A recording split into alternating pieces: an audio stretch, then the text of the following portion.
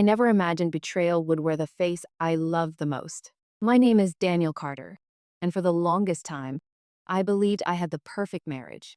Emily, my wife of 7 years, was the woman I thought God made for me. She was warm, supportive, gentle. At least, that's the version of her I knew, or thought I knew. But the truth was a silent monster living right inside my home, sharing my bed, kissing me goodnight. I learned that truth the hard way. Everything started changing about 8 months ago. It was slow at first, too slow for me to notice. Emily got a promotion at her company, a marketing firm that often ran late campaigns. Suddenly, her late nights became more frequent. She started keeping her phone locked, face down, and always on silent. She said the noise distracted her. I believed her. I always believed her. Looking back, I can't tell if I was naive or just desperately in love. One night, around 11 p.m., she came home with her hair messy and her blouse slightly unbuttoned. She looked startled when she saw me still awake. "Oh, Dan, you scared me." She laughed nervously. "I thought you said you'd be back by 9, I said gently. I was worried." She froze for half a second. Just half a second. But I saw it. That flicker of panic. "Yeah, sorry. The meeting ran long. I didn't want to interrupt you by texting. You looked so tired when I left." She kissed my forehead, almost mechanically. "I'll go shower." And that was it. I convinced myself it was nothing. But a tiny knot formed in my chest that night, and every lie she layered on top of it only made it tighter. I'm not a controlling husband. I never checked her phone, never tracked her locations. I trusted her because that's what marriage meant to me. But when the instinct of your soul starts whispering, it's impossible to shut it up. The first real sign came on a Saturday morning. Emily had just stepped into the shower when her phone buzzed on the counter. I wouldn't have bothered with it, but the name flashing on the screen caught my eye. Austin work. Her company didn't have any Austin. I knew that because I had met almost all her colleagues at their annual dinner. Still, I convinced myself it was maybe a new intern or someone she hadn't mentioned. But then the message came again. This time a preview popped up. "Last night was incredible. I can still feel you." My heart didn't stop. It didn't shatter. It didn't explode. It simply froze. I stood there, numb, staring at the phone like it was some kind of hallucination. My mind refused to accept the words. It tried to rationalize. Maybe it was some kind of joke. Maybe it wasn't meant for her. Maybe it was part of a marketing script. But the truth was standing right in front of me, glowing on her screen. Emily was cheating. When she came out of the bathroom, towel wrapped around her hair, humming softly like everything was normal, I couldn't look at her the same. She kissed my cheek and walked to the closet, and all I saw was that message, burned into my memory. I didn't confront her that day, or the next. I wanted to. God knows I wanted to. My chest felt like it was collapsing every time she smiled at me. Each "I love you" stabbed deeper. Every night she turned to her side of the bed felt like she was hiding from her own guilt. But I needed to be certain. I needed truth, not just suspicion. So I started paying attention. Her makeup became heavier on late work nights.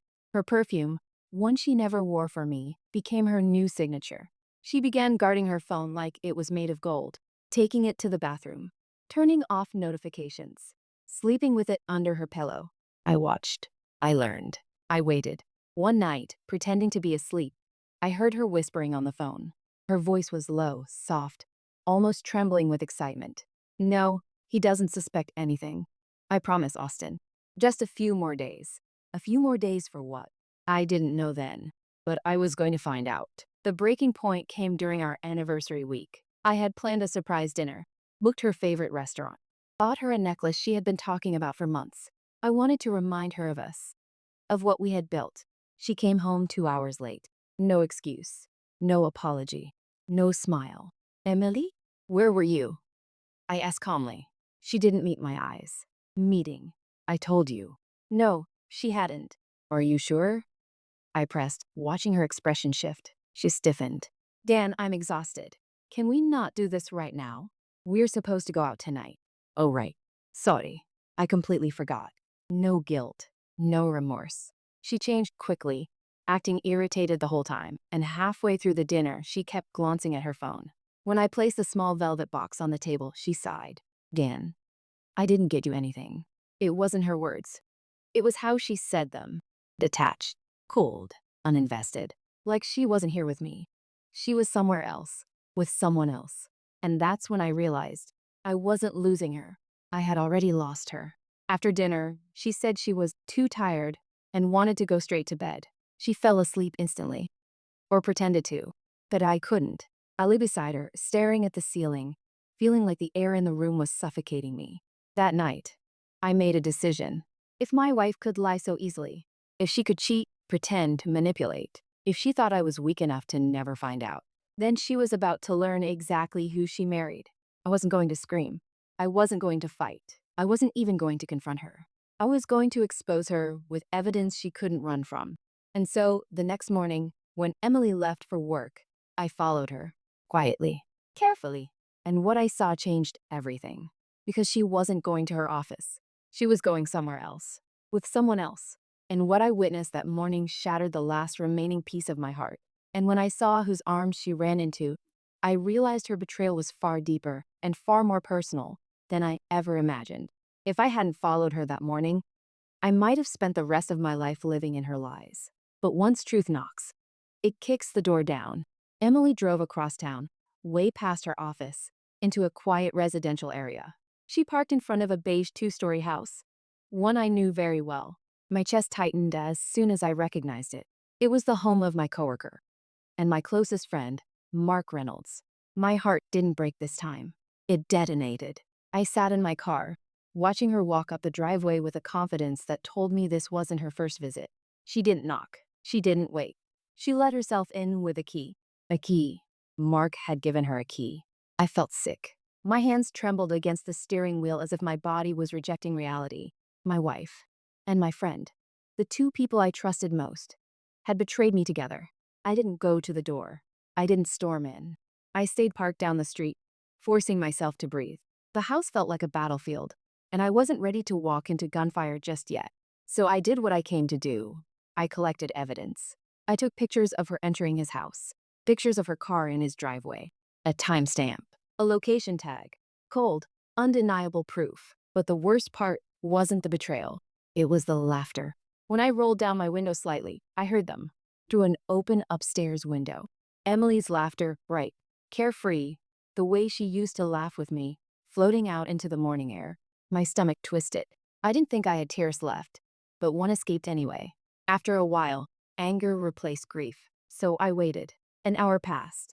Then 2. Then 3. Around noon, they finally stepped out of the house. Together. Emily's hair was messy. Mark's shirt was half-buttoned. They were smiling so openly, so comfortably. Like a couple proud to be seen. I snapped more photos, each one a dagger. Then something happened that gutted me deeper than any lie ever could.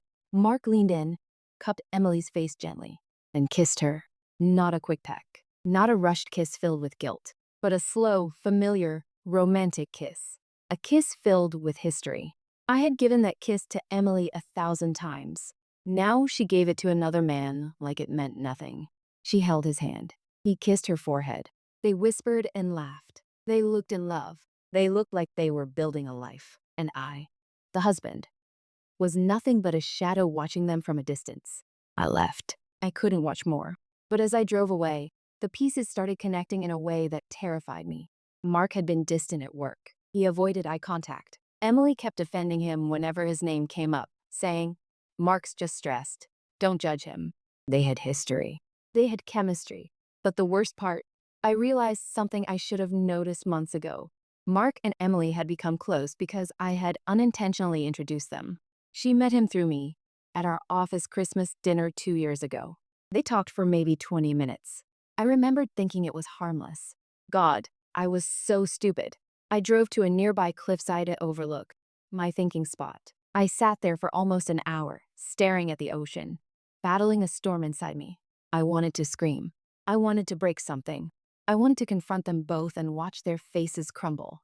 But a different instinct kept me still. Revenge. Not childish revenge. Not emotional revenge. Something smarter. Deeper. Final. If Emily was willing to destroy our marriage for a cheap affair, then I was willing to destroy the illusion she built around her lies. But first, I needed answers. And ironically, the first person who gave me any answers was Emily herself. She came home around 6 p.m., humming softly, walking into the living room like she hadn't just spent the morning wrapped in another man's arms. "Hey, babe," she said casually, placing her purse on the table. Traffic was terrible today. Terrible? She hadn't even been near the highway. I played it cool. "How was work?" She hesitated only a fraction. "Busy. Just nonstop meetings.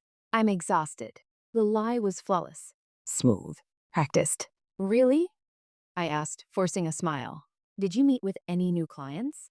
She froze again, just half a second, but enough for me to see the gears turning. Yeah, a couple." She couldn't even keep her story straight. Then something strange happened.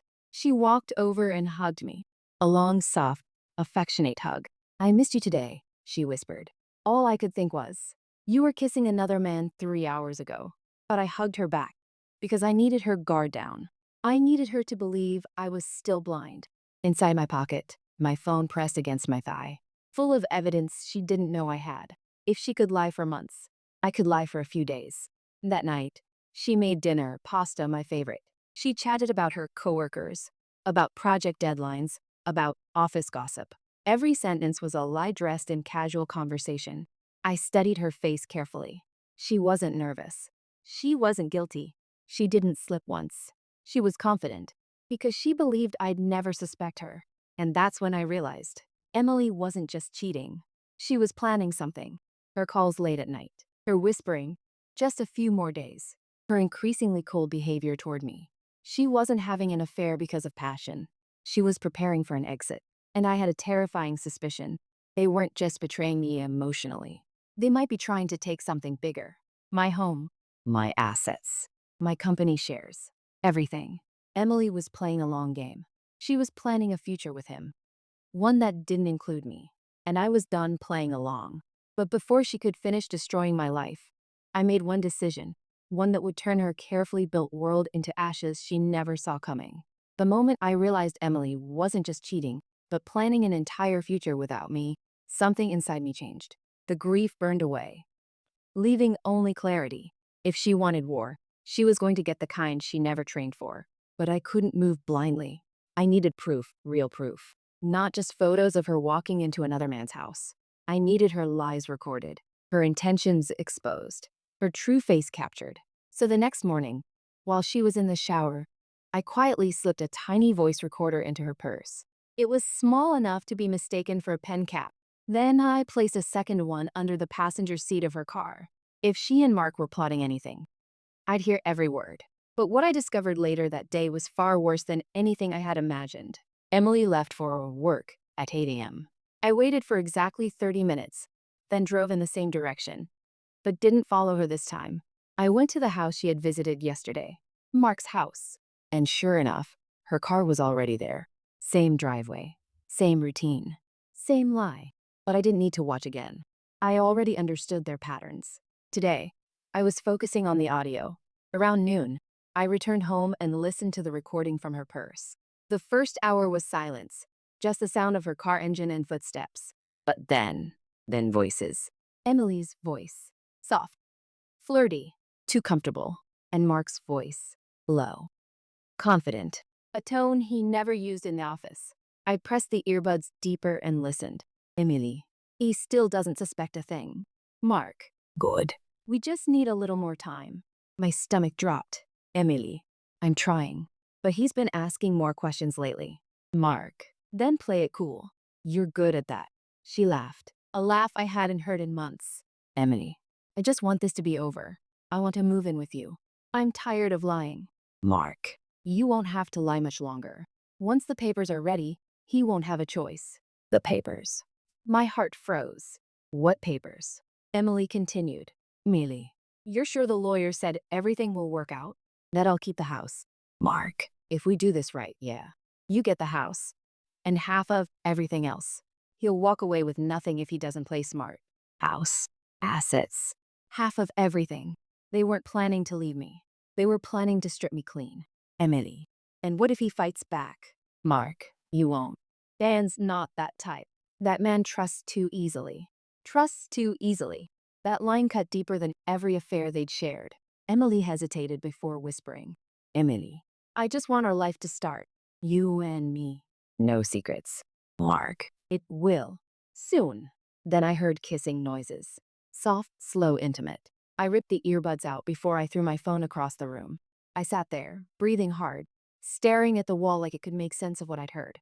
They weren't just cheating, they were planning to ruin me financially. They were planning for my wife to take everything I had built: house, money, property, possessions, a planned divorce ambush. They wanted to break me cleanly and walk away holding hands. And the worst part, Emily didn't feel guilty. Not even a little. In her voice, there was no hesitation, no trembling, no second thoughts. She was committed. The woman who once cried when she forgot my birthday was plotting a legal trap to destroy me. At that moment, something cold settled inside me. This wasn't about heartbreak anymore. This was survival. And Emily was going to learn that I wasn't the weak, trusting fool she thought I was. I waited until late afternoon, pacing through the house I suddenly no longer recognized. Every framed picture felt like a lie. Every memory felt tainted. Every object she touched made my skin crawl. When Emily finally came home around 6 p.m., she walked in glowing, literally glowing, with happiness, like the day had been perfect. "Dan," she called cheerfully. "You're home early." "Yeah," I said calmly. Too calmly. Finished work sooner than expected. She kissed my cheek and moved past me. The scent on her clothes wasn't her usual perfume. It was Mark's cologne. I recognized it from every workday morning in the office. My jaw tightened. "Want dinner?" she asked. "I can make that salmon dish you like." "You don't have to cook tonight," I said. "I already ate." "Oh. Okay." She looked briefly confused, then shrugged it off. There was something strange in her demeanor, almost impatient, like she couldn't wait to go upstairs. Maybe to text him, or listen to his voice. But I wasn't concerned with her anymore. I was focused on the next step. After dinner, she showered and curled up on the couch, scrolling through her phone, probably messaging him. I watched her quietly, memorizing every expression. At one point, she looked up and smiled. A fake smile. A practiced smile. A smile that didn't reach her eyes anymore. "How was your day?" she asked casually.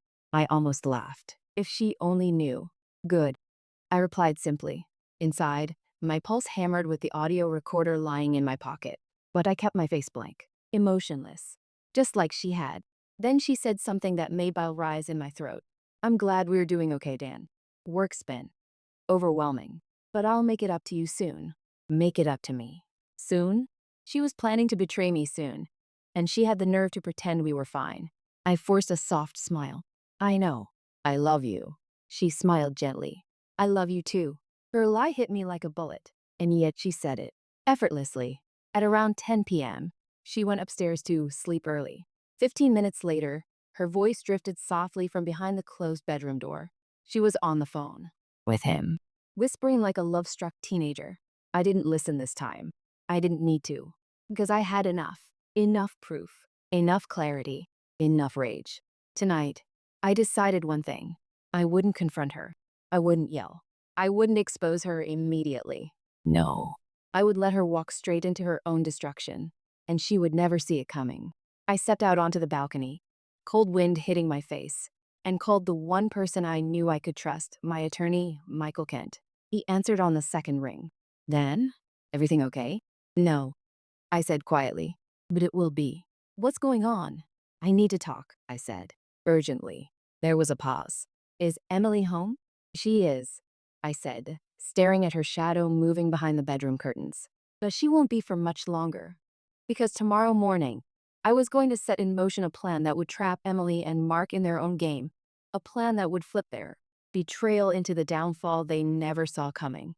The next morning, I woke up with a calmness I hadn't felt in weeks. Not peace. Not acceptance. Something sharper, purpose. Emily stirred beside me, stretching like a cat waking from a pleasant dream. She had no idea her world was already cracking under her feet. "Morning," she said sweetly. "Morning," I replied. If she noticed the lack of warmth, she didn't care. Or she thought I was just tired. Or stressed. Her lies were so thick she couldn't see beyond them. She showered, humming lightly, then dressed in the same work outfit she wore every time she was actually going to Mark's house. I watched her carefully apply the perfume she only wore for him. Funny how I used to love that scent. Now I couldn't stand it. Before she left, she kissed me on the cheek. A ghost kiss. Empty. Cold. "I'll be home late," she said. Big project today. Oh, With Austin? I asked casually. She blinked, then recovered so quickly that if I hadn't been watching, I might have missed the flicker of panic. Yeah, she said lightly. Austin. Long day ahead. Good luck, I said with a small smile. She left with her usual fake cheer, but I didn't follow her this time. I didn't need to. I already knew exactly where she was going and exactly what she would be doing there. This morning, I had bigger things to handle. At 9 a.m. sharp, I met my attorney, Michael Kent, at his office downtown. Michael was brilliant, sharp mind, colder logic, the kind of man you want on your side when your life is collapsing. He gestured for me to sit. Tell me everything. I did. Every detail, every lie, every recording, every photo. He listened without interrupting, only occasionally jotting notes. When I finished, he exhaled and leaned back. Well, he said, you've been married 7 years. Joint assets, a shared mortgage, investment accounts. Without preparation, she could take half. She won't, I said firmly. A slow smile formed on his face. I need to ask the evidence. You have it saved somewhere safe? I nodded. Multiple places. And the audio? Completely clear? Crystal. Good. He clapped his hands together softly. Then here's what we're going to do. What he laid out was brilliant. Cruel. Perfect. A plan not based on anger, but on strategy. Emily wanted a divorce that left me with nothing, but we were about to give her exactly what she feared most. Step 1. Secure the assets. We moved my personal accounts into protected individual folders, shifted investments temporarily under a holding pattern, froze unnecessary joint activity through legal channels he controlled. By the time Emily stepped into Mark's arms that morning, half of her plan was already collapsing. Step 2. Prepare the divorce countersuit, not a simple filing, a tactical strike. We documented her infidelity with timestamps, locations, and identity confirmation. The audio recording was filed in a confidential envelope for court use. The photos were tagged and cataloged. Michael looked at one of the images, Emily kissing Mark, and shook his head. She's bold, he muttered. Or stupid. Yes, I said quietly. She thinks I'm still blind. He nodded. Good. Let her think that. Step 3. This one was the most crucial. Leverage the house. Legally, the house was under both our names. But I had paid 80% of the mortgage, and the down payment had come from my premarital savings. If Emily tried to claim it, the court would laugh, unless she pulled the divorce ambush first. So we need to act before she files, I asked. Correct. Once we file first, with proof of her infidelity, she loses leverage. She won't touch your assets, and she'll walk away with exactly what she deserves. Nothing? I asked. Michael's smile was thin and cold. Less than nothing. I left his office feeling something unexpected. Not relief yet, but strength. I wasn't powerless. I wasn't cornered.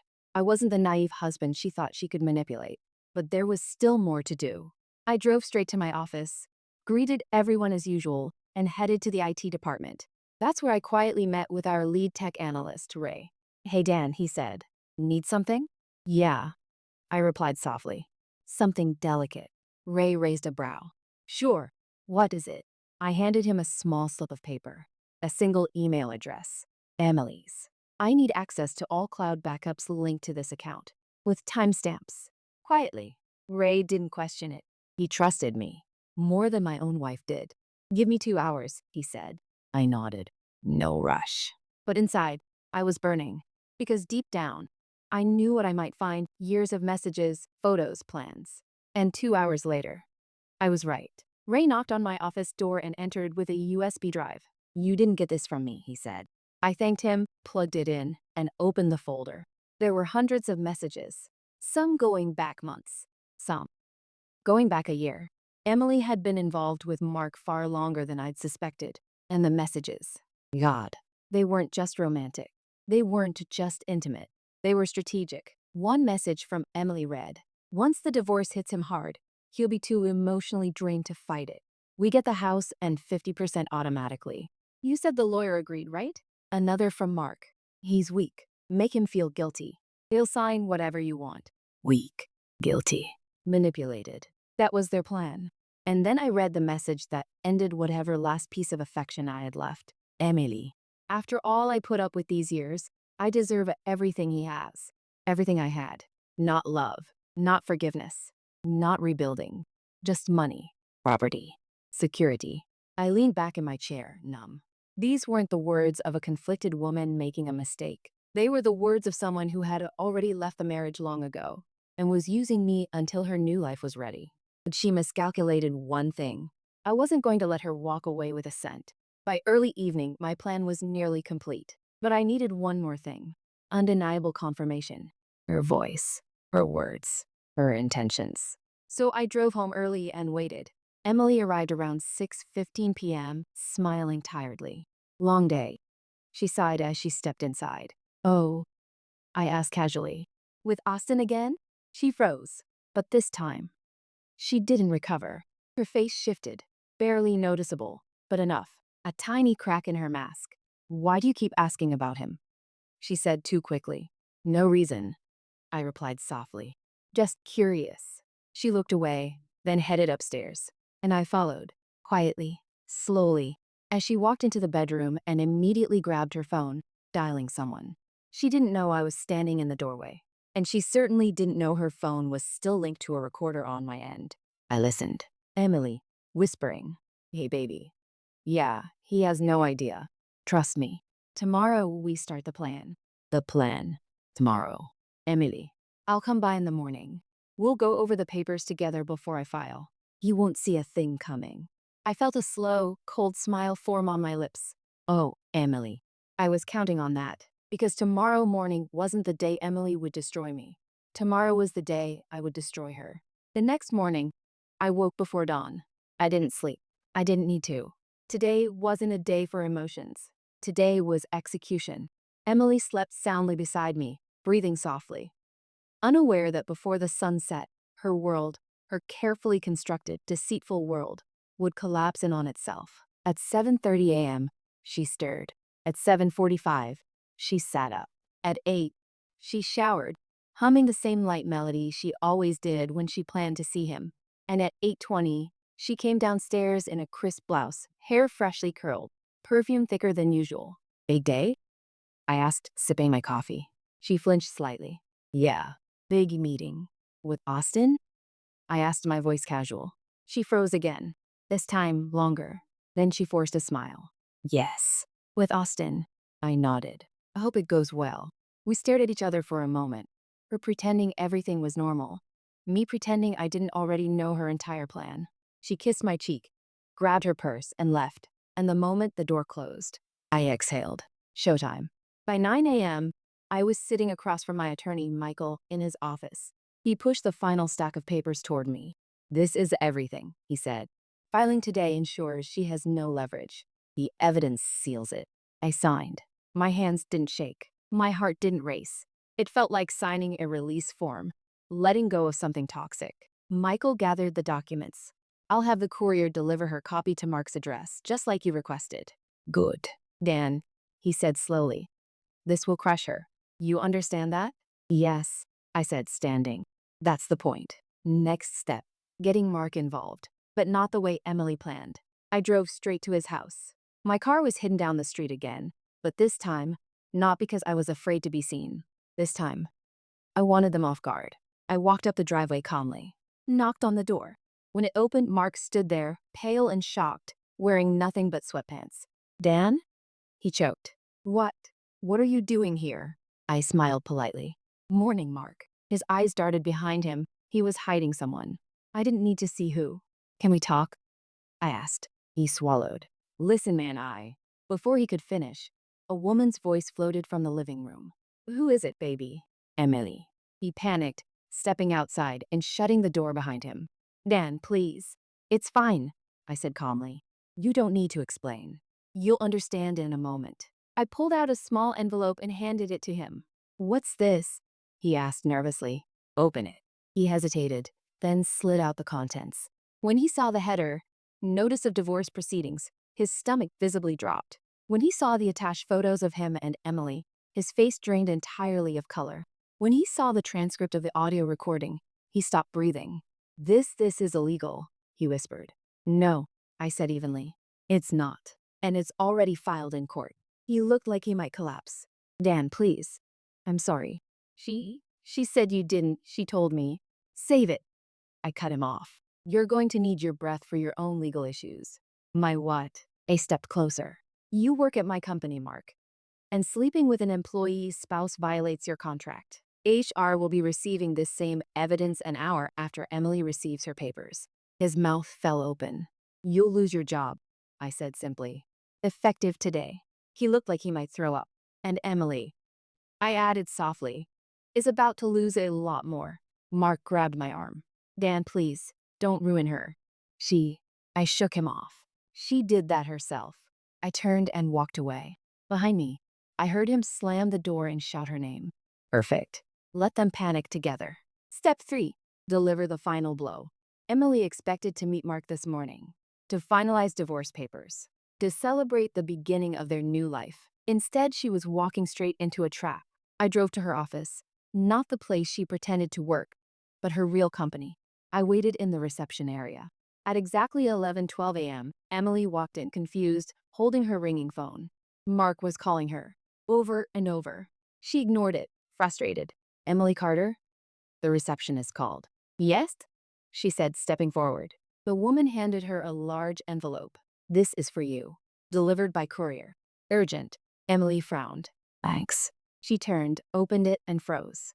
Her eyes scanned the first page, then the second, then the photos, then the transcripts. Her hand flew to her mouth.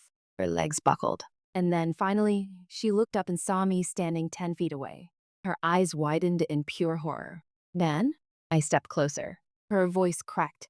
Dan, please, this isn't what you think. It's exactly what I think. I said quietly. Please, she whispered. Can we talk? Can we go somewhere? I can explain. No, I said sharply.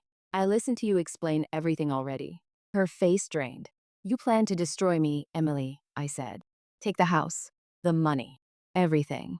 And I still haven't asked the most important question. She blinked, trembling. What question? I leaned in, my voice low and cold. How long were you laughing at me behind my back? She broke down right there in the lobby. People stared. Employees whispered. Phones recorded. But I didn't care. She earned every second of humiliation. Dan, please. She sobbed. I made a mistake. Please. Don't leave me with nothing. I stared at her for a long moment. Then I said the truth. You should have thought of that before you tried to leave me with nothing. She reached for my arm. I stepped back, and then I walked out of the building, leaving her collapsed on the floor. 2 weeks later, the divorce was finalized. She got nothing. No house, no assets, no job. Her company fired her for violating conduct policies after the scandal spread. And Mark, he was fired too, and evicted, because the house he lived in belonged to his ex-wife, who kicked him out the moment she learned the truth. Meanwhile, I built a new life, a quieter one, a peaceful one. Healing wasn't instant, but it came. And sometimes, when I think back on everything she did, I remind myself, betrayal breaks you, but justice rebuilds you. In the end, she destroyed her own world. All I did was let the truth speak for itself. Teach end.